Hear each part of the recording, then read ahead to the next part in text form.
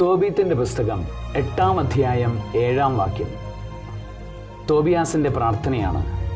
സാറയോട് ചേർന്ന് നിന്ന് അവൻ പ്രാർത്ഥിക്കുന്നത് ഇങ്ങനെയാണ്: കർത്താവേ, ഞാൻ ഇവളെ സ്വീകരിക്കുന്നത് ജഡികമായ അഭിലാഷത്താലല്ല, നിഷ്കളങ്കമായ പ്രേമത്താലാണ്.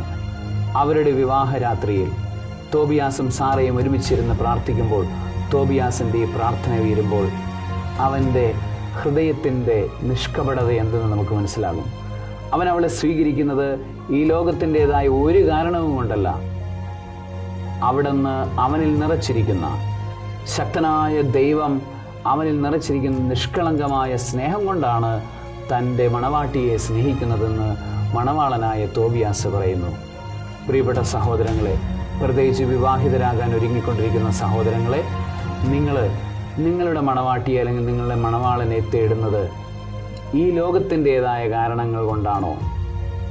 ആണെങ്കിൽ അത് നിർത്തിയിട്ട് ദൈവം നിങ്ങളിൽ പ്രചോദിപ്പിക്കുന്ന നിഷ്കളങ്കമായ സ്നേഹം കൊണ്ട് അവരെ സ്നേഹിക്കാൻ, അവരെ സ്വീകരിക്കാൻ തയ്യാറാവുക. സർവശക്തനായ ദൈവം, പിതാവും പുത്രനും പരിശുദ്ധാത്മാവും നിഷ്കളങ്കമായ സ്നേഹം കൊണ്ട് നിങ്ങളെ അനുഗ്രഹിക്കുമാറാകട്ടെ. ആമേൻ.